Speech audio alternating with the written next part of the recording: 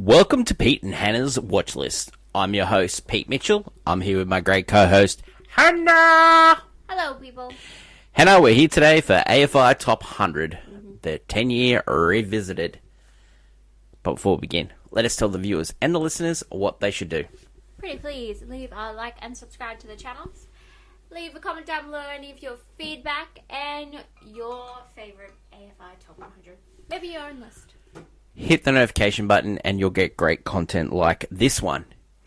Yeah. Hannah, great week. We've recapped a couple of movies we saw. Love Lives Bleeding, Miller's Girl. We also talked about Batman 1989. And yesterday, our movie news, we chatted about the potential new Bond.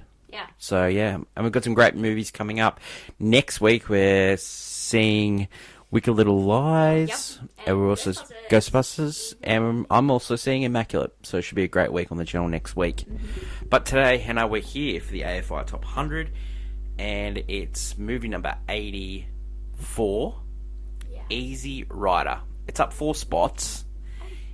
We watched it on Apple TV. We rented it. Hannah, is this the first time you saw this movie? Yes. I've never heard of this movie. Okay. I've seen it a few times. The elevator pitch, for those who haven't seen, Easy Rider. 2 friends ride motorcycles across America towards Mardi Gras. Okay, yeah. That seems right. That wasn't Maker's studio was Columbia Pictures. They are the perfect example of the changing nature of films. Yes. Okay? Yeah. The year before, they had Funny Girl nominated for Incredible Academy Awards, and One they of also the had best. the Best Picture winner, Oliver. Yeah, Oliver's Then fine, this but year, they had Easy Rider. Wait, you talking like 2 musicals? That's the year before, yeah. Yeah, I know. I was just like, that's so strange to Yeah. me. And then they had, so that was the end of that era, and then they started a new era. Easy Rider, Bob, Carol, Ted and Alice. Now that is about 2 couples swapping. And Cactus Flower, which won Goldie Hawn Academy Award, I think. Yeah, I'm pretty sure. Yeah.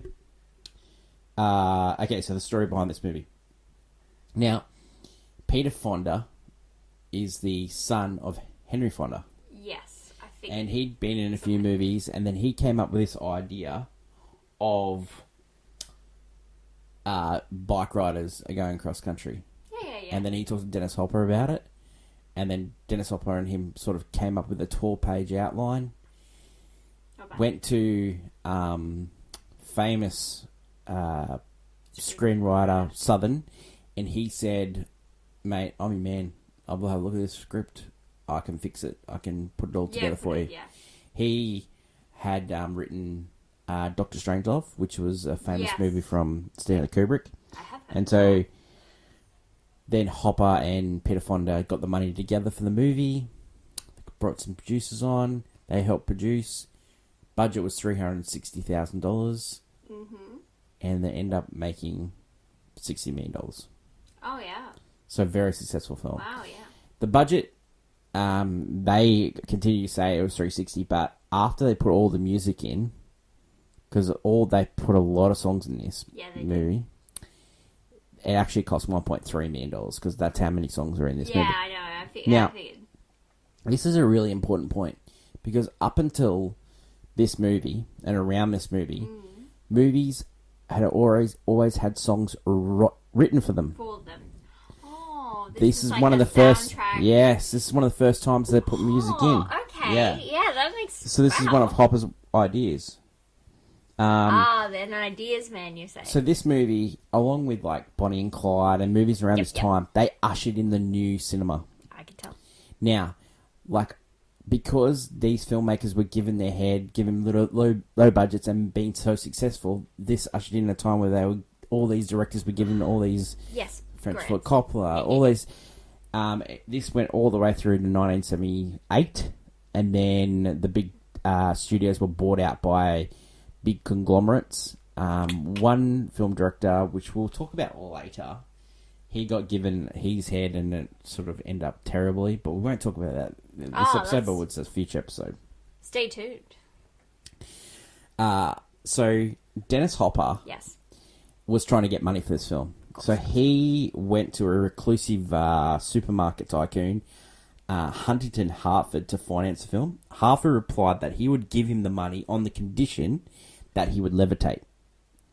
He said, a man with your kind of passion should be able to levitate.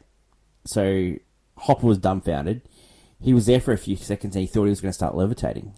He then turned to Peter Fonda and said, mate, let's get the F out of here. This is weird. Yeah. So they end up just going to, like, friends of friends and to get the money. Yeah.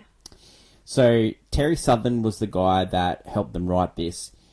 And he disputed right up until the day he died that Dennis had anything to do with the movie, with being writer, because he said that Dennis only impacted the movie by doing ad-libs, because a lot of the script was ad-libbed. And so Terry said Dennis ad-libbed 12 lines, 6 made the movie, and he wanted writing credit. Ha! He ended up giving in and giving them writing credit because they were producing the film. They were, you know, a lot of was ad-libbed, but he always wanted sole credit with the help from the guys a little bit. Yeah. It sounded like everyone hated Dennis Hopper, and Dennis Hopper they all tried to get him fired at one point or another. And when this movie became successful, Dennis said it was only down to him. Yeah, wow. It was him. He got rid of the game, you know. Gotta get to... At one point, Fonda actually tried to get rid of Hopper. Yeah. He tried multiple occasions. I love that. And even said if Hopper goes over budget, that we'll get rid of him and bring a serious director in to finish it. So it was always on that time. Yeah, so the thin ice, man. So this movie was made so cheap because what they did was they went to communities and just picked up hippies and they held the camera, and that's why some scenes were shaking. They did all the work on the insides, and Fonda had a credit card, and then everyone that was staying with it just used a credit card, and they stayed in hotels and all that along the way while making this film. So it was kind of like, it was like almost like their own movie. They were like a home movie almost, as in they were just, picking it up. So after this movie got so successful, Hopper tried to sue Fonda for full credit for the movie, even though the film was Fonda's idea, and then he took it to Hopper. Yeah, no, it's all... So every time that Hopper tried suing people, it got thrown out of court. Dude. So let's talk about Dennis Hopper. He only directed a couple of movies. Yes. Including a movie that he actually got his name pulled from because he didn't like it. It got given the famous Alan Smithy treatment. Yes. He got his friend Laszlo Kovacs to shoot the movie, which was he shot 5 easy pieces. He shot Last Picture Show that we've also had on this list. Hopper insisted outdoor shots because, and this is a quote from him, God is a good gaffer. This guy's a real piece of work. The movie was shot in 1968, early on in the year. Yeah. It took over a year to be ready because Hopper had seen Space Odyssey 2001 Space Odyssey, and he saw those quick cuts that Kubrick was doing. So in the film, all these quick cuts were all down to Hopper. Oh, he was the reason that was happening? Yeah. So they had to bring on an editor. They had to bring on an editor to help them because Hopper's original cut. How long do you reckon the original cut was? I don't know, like 3 hours or something. 5 hours. Why? Yeah. Oh, and you're talking about his. And then he cut it down to 4 hours. And then so he was cutting into the future and having full scenes into the future, and then cutting back into the past. Dude wanted to make some sort of masterpiece, and so the movie, no one's cared. The movie actually started in a stunt show. So the 2 guys were stunt players. Well, they talk about this in the film. So in the original, the 5-hour cut, they actually started in a stunt show. That's incredible. So, oh wow, so you know what? Things about this film were making sense as you're saying. So while on set, the cocaine scene, they didn't have enough money to get cocaine, but if they had enough money, they would have done it because you know why? They had enough money for marijuana and they smoked marijuana from the entire picture. I don't think you need to yeah. You know what? Hopper said marijuana wasn't his type of drug. He was normally on the harder stuff, and marijuana made him paranoid. And the crew agreed because they taped paranoid tirades from Hopper. They sent it back to Columbia Pictures and said, "You got to get this guy off the picture. Yeah, this guy's scary. This guy is scary." But they kept saying, if he brings in budget, it's fine. Well, so you know what? That makes a lot of sense. After this movie, after it was so successful, Hopper was given full control for the one more time, and it was called The Last Show, and it was an epic failure. Well, it sounds like it. Yeah, and so he was never given full control, and then he fought for the whole career. He ended up only doing 10 pictures, including short stories, but each time he's getting less and less control. Like one movie he wanted to be a 3.5 hour cut, ended up being 90 minutes, and he hated it, so he took his thing off. Yeah. His credit. Let's talk about the actors in this movie. Okay, so Peter Fonda, son of Henry, was nominated for a movie called Yuli's Gold. He was in like a famous western called 3:10 to Yuma. Up and down sort of career. Had a great daughter that was in a lot of movies, Bridget Fonda. Dennis Hopper not only directed this movie, but he starred in this movie. He was in Apocalypse Now. He was in Huges, where he was nominated, and he was the villain in Speed.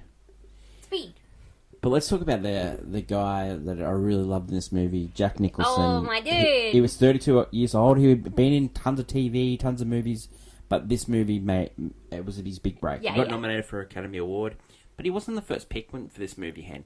The first pick for this movie was Rip Torn. Rip Torn, you might remember him from Men in Black. He played Agent K, is it? The head of... The head? Yeah, so not Agent K. No. That's Tommy Lee Jones. Yeah. The head of the MIB is yeah. Rip Torn. Oh. Now, Rip Torn was... he quit from this movie because Dennis Hopper pulled a knife on him. But Dennis Hopper tells a story on The Tonight Show saying that he had to sack Rip Torn because he pulled a knife on him. Rip Torn hears this story and decides to sue Dennis Hopper and wins the case because it actually is proven that Dennis Hopper did pull the knife on Rip Torn. You know what? Without even going to court, I could have told you it was Dennis Hopper that pulled the knife because the amount of stuff he's like saying this or that. So, as I said, this made Nicholson a star. Along with De Niro, Pacino, and Daniel Day-Lewis, he is probably the most revered actor in the last 60 years. Nicholson. Love that guy. Love him. He was in Last Detail. He was in Chinatown. As Good as It Gets, Shining, One Flew Over the Cuckoo's Nest. Just an amazing actor. Yeah. We haven't seen Chinatown together, but it's coming up on the list, so that should be really good. We'll go into more depth in talking about Jack Nicholson. Okay, so let's talk about the reaction to the film at the time. As I said, box office 60 million. That's an amazing effort from such a small... Yeah. Critics, there were two camps. There were either one that bought it or fall in love with this movie, or the other camp was saying that this movie made no sense. Actually, when they premiered this movie, they premiered it in Cannes. Yes. Henry Fonda saw this movie and asked so many questions after it towards his son, and he had no idea what was going on. I love that. Like, why are these guys doing a drug deal? All this stuff like that. Where did that come from? This movie won no awards. Yeah. Probably the only award that I could see it winning, because Nicholson was nominated. Yeah. He didn't win, but I thought he was brilliant in this movie. Yeah. He plays... It is a small... I'll tell you who he was up against. But he was great in it. I thought he was just...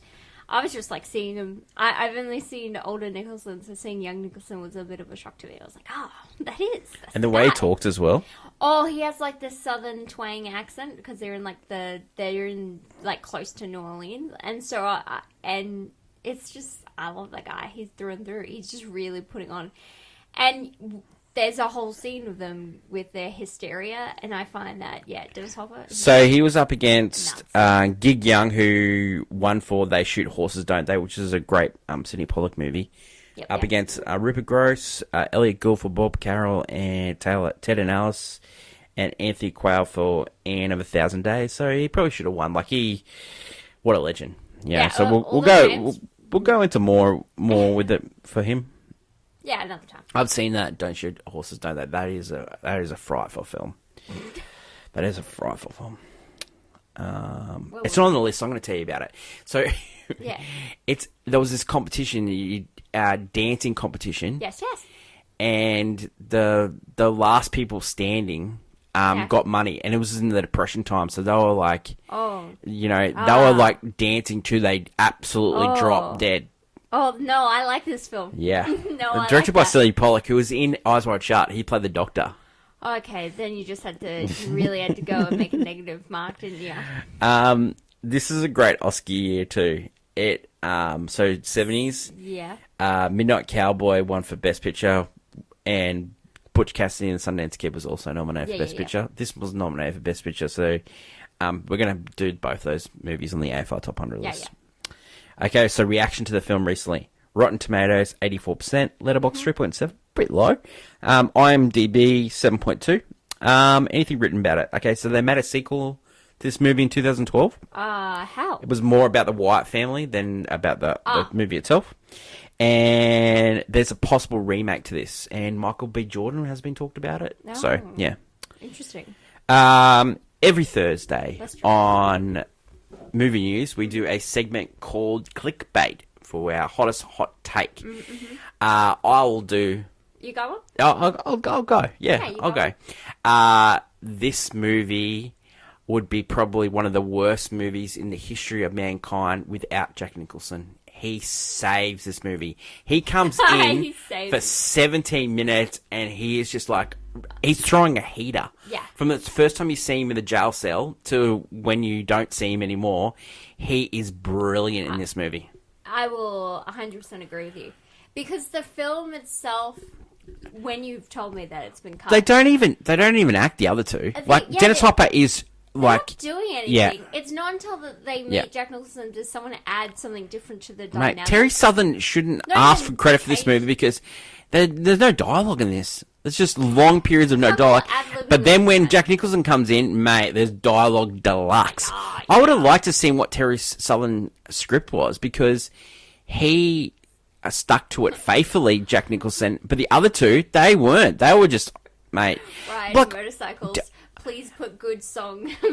Like Dennis Hopper, I've seen him in other movies. Not a great actor. And Peter Fonda, terrible actor. I think he was just eye candy. I'm gonna be honest, they weren't doing anything in this Yeah, movie. they were just eye candy. They were just riding bikes and then having almost every person they were meeting was doing more of the work because they were like, they had a mysterious vibe to them, or they have a weird, it's all to me they were just losers. Yeah, they kind of were. That's the whole point. Yeah, I mean, we didn't get to see the whole show and act they used to do. Yeah. Maybe if we met them there. You got a hot take? I do.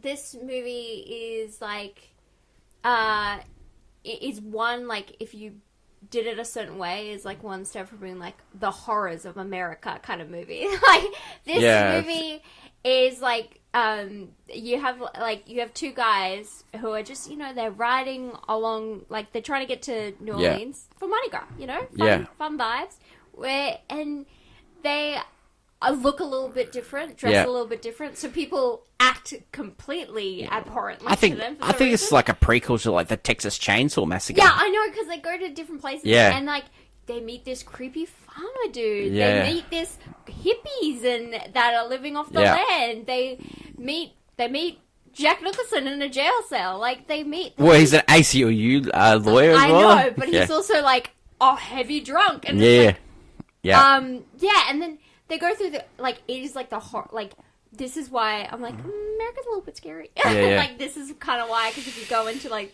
it's showing the weirdest parts. There's a movie I think I might have talked about it on the channel before. It's called Breakdown. It's with Kurt Russell. Yeah, and him and his wife break down on a highway. And she gets picked up by a trucker, and then he gets the car going. He goes to the next town, and she's not there because she was supposed to wait for him the next town. And then he has to chase him down. Like the baddie is JT Walsh. That sounds like a better. Have I talked to you about this? No. Yeah, but this is like a better version. And so there was like creepy people all like along. that Gerald Butler movie where the wife went missing in the car. That sounds like a better version Last of Scene that. Alive. Yeah, That movie was great. Bad.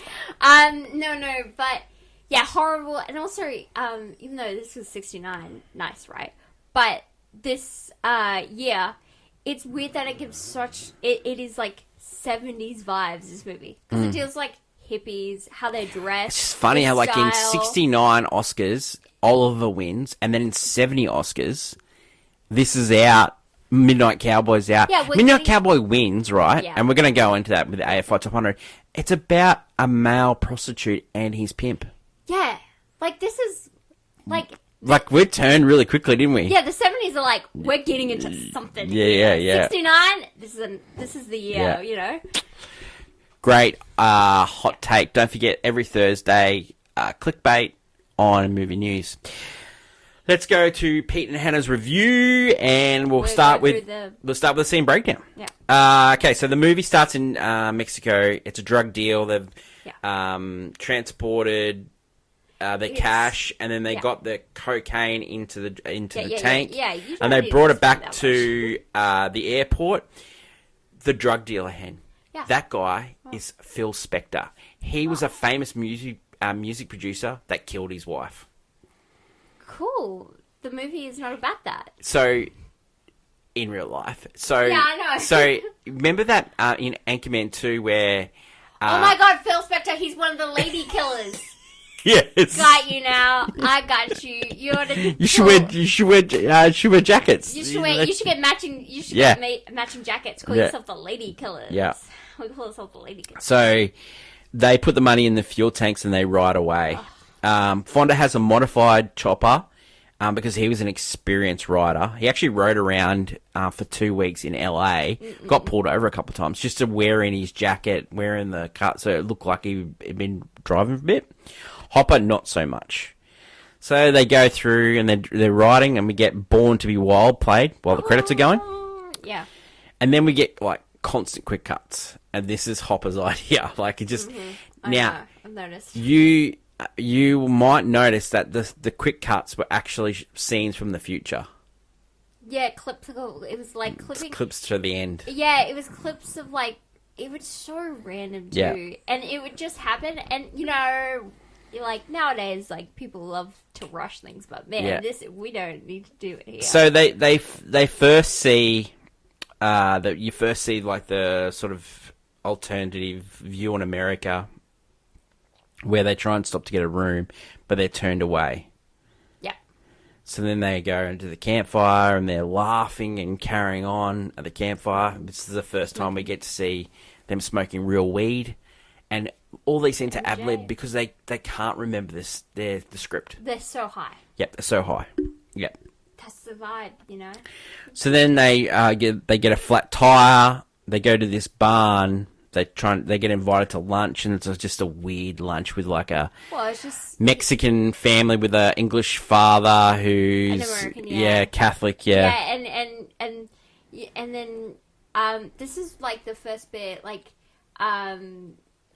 Peter Fonda's character, he's like, yeah, you have a really nice place here. He you get to work with the land. Yeah. He's starting to see the, like, he did this, apparently he was a, was a performer, but then, got all this money from a drug deal, and now it's like, wow, these guys are just sitting here living off the land. Well, it's not the first time he does that, because he does that with the commune, again. So the next person they pick up a hitchhiker. Yep. And he's a hippie. Billy, which is Hopper. He's worried that he's going to see the money in the tank. This is where so it's paranoia. This is a true story. This is just him. And then while they're riding the bike, The Wait is played, the famous song. So that you can tell how much this movie costs with the money. The music is much more than anything else. So we get like long stretch here where there's no talking whatsoever. It's just beautiful scenery of the desert. The next bit we get is them around the campfire, just constantly just laughing. You just get a scene of 5 minutes of not much talking. It's just laughter. Yeah. Peter Fonda's like, I'm going to bed. And then he goes, no, can I have a smoke? I thought you were going to bed. And like, then they just laugh about it. Yeah, that was just... Yeah. Great ad libbing, boys. You fat We get The effects of MJ, like then we get them in the commune. Yep. Hopper wants out because no one likes him. Like yeah, he's like Peter Fonda's like pretty popular in the commune. Oh no, the kids love him. But Hopper is not liked at all.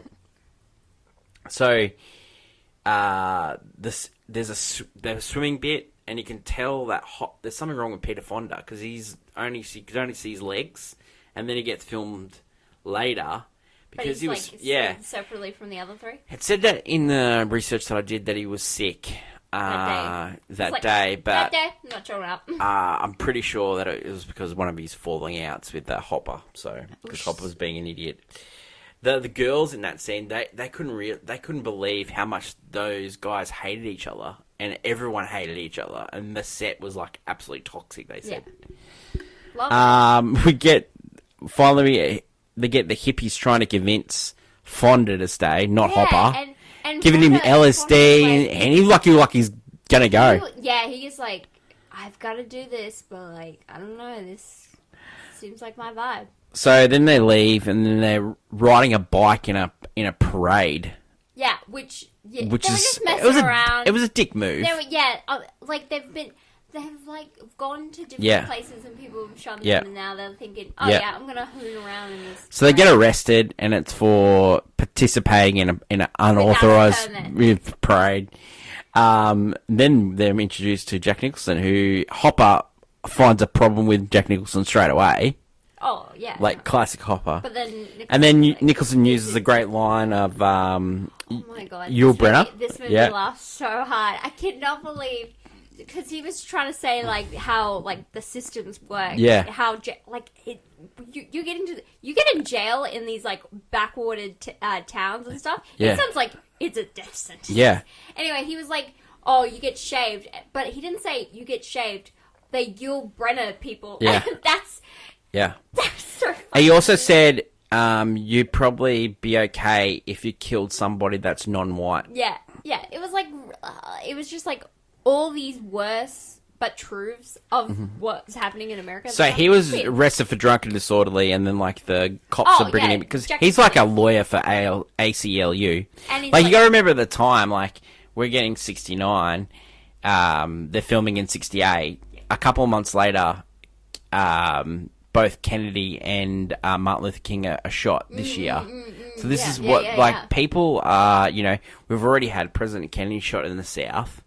Like this is what we're getting here. Like we're getting America's just tearing itself apart, and so they're trying to say that to this film. Especially in Then Nicholson gets them out of the courthouse, and then he's sort of like because he knows the people. So he asks to see the guy's bikes, and then he starts telling the story that he got invited by the governor of Louisiana to a whorehouse. Yeah.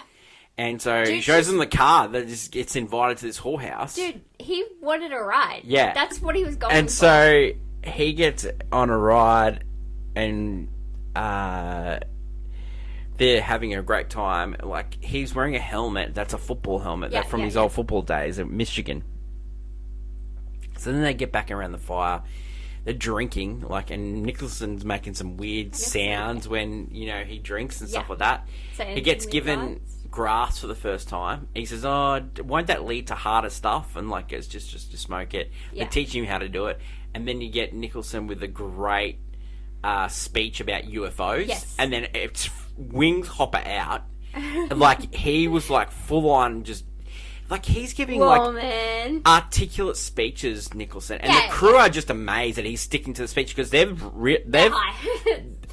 crew have watched the other two just ad-lib and absolutely just mumble for the last... Which they were. Weeks and weeks. And Nicholson's, giving great eloquent speeches about UFOs, Yeah. So Subject matter, whatever. So they're back riding... And Nicholson is riding with Peter Fonda all the entire time. In filming, he had to hold on so tight with his legs to stay on the bike because it was a really narrow bike. Yes. He held so tight that he actually broke Fonda's ribs. Wow. Wow. So we Okay, get a long ride here, and then Jimi Hendrix is playing, which is the song is "It 6 Was 9." Yeah. Yep.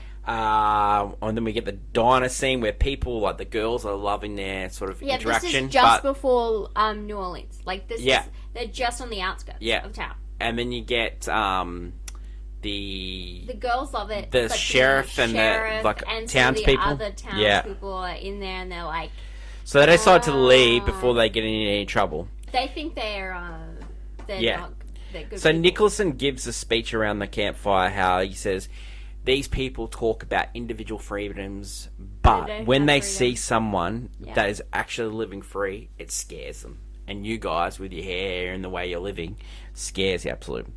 It's prophetic because while they're sleeping, the townspeople come to the And campfire bash and beat them them up. with bats, Yeah. killing Nicholson.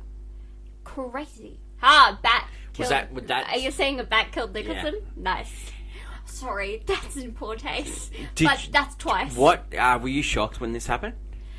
In a way, but you know, like I'm sorry, southern towns. I've watched a lot of movies where Yeah. southern towns do this. For those Unfortunately. watching in the Sunday, we don't in We don't. we'd love to see Southern America. You know, no. yeah. But in a sense that the In way movies. it's depicted in movies, film, yeah. it's like, this is where the creatures But are. like these two are absolute dirtbags. Like they take Oh. his money, they treat themselves to dinner, they take his get out of jail whore card. Yeah, they go to a whorehouse, and then they drop acid with these prostitutes. yeah, who one of them was like, It's one of the weirdest scenes you've ever seen. So they're looking through the They go- whorehouse, and they- it says, they do go to If- Mardi Gras though. "If God does not exist, it'd be necessary to invent him," which Yeah. is a famous quote. They're going through Mardi Gras with the girls when the Saints are playing. They walk in the streets, and Hopper looks like he's going to attack just innocent bystanders. Do you know? At the same time, this is '69, and at the same time, Jim Garrison's trying to. I was thinking that the Yeah, entire movie. Jim I'm Garrison- like, the Jim Garrison's trying to take Clay Bertrand. I was like, We might have seen Clay Bertrand in that thing. So they end up at a Oh, cemetery, and that cemetery they didn't get permission to film, so they were just filming in there. which Catholic cemetery. looks Yeah. like that. Yeah, mate. I think that's because when I see a New Orleans cemetery, I immediately go to originals because they spend a lot of time Yeah. in one of those. But it did feel like they were just, grifters playing around. In a cemetery. They moved to town. They've done that. You get the "It All Right, Mama" only bleeding song played, and then they're around the campfire again. They're about to go sleep, and Peter Fonda tells Dennis Hopper they blew it. They blew it. Yeah, and so this is where I'm like, there were so many different opportunities for them to like call it quits. Like he was like, there was like a different life he could have led. Yeah. And he's Yeah. like ready, like I just don't know why I'm still doing this kind of thing. So they end up driving a bike, and then this car comes up to them, and obviously this is one of the deleted scenes because these guys go, "Oh, we've seen these guys before," and then I'm going to scare them with a shotgun, and then Dennis Hopper, as he does, gives him a rude finger, and the guy shoots him. Now he doesn't deserve to get shot, but like Dennis Hopper, like he probably did deserve to get shot. Peter Fonda turns back, then puts a jacket over him. They turn back around, and then they shoot Peter Fonda. And it's a famous scene with the bike falling apart, and just amazing. Were you shocked at their death? No, in a way, because in these movies, I felt it from the moment they were pitching up. The moment they picked up a hitchhiker, I'm like, they're gonna have such not a nice ending. When I first saw this movie, well. I don't know what I had watched previously to this, but I was really aware of those cuts and showing like glimpses. I must have seen a movie where it was a time jump movie or something like that. So you because were like aware. Something. Like in the 90s, I was just going through all like these top 100 movies, like, and I didn't know there was the top 100 movies, but just any movie that was on lists and stuff like that. And this is one, and I must have picked it up because I was like, I wasn't surprised at all when it happened. The one thing that did surprise me was Jack Nicholson. That surprised me when he died because I loved him. I just didn't see like it just ending that quickly, but I did see no great future. Then we get Anyway. the Ballad of Easy Rider as the last song, and that's the end. Yeah, which, by the way, it's one of the... I love a song that is completely telling me what's happening. Yeah. And This Is Not the Other movie. Yeah. The Bones and All has an exact same Yeah. kind of thing where a song... I eat something. Yeah, where the song is telling me what's happening, and yeah. So I love it. So It's 94 bad. minutes, and the movie's over. Yeah. Reasons to see. I think the music and the scenery are just brilliant. That soundtrack Yeah. would make a pretty, like, because I know they weren't the biggest thing, but I'm like, soundtracks, Yeah. like us, getting that, if, those... You get that on record, that'd be really cool. It's like a... Yeah.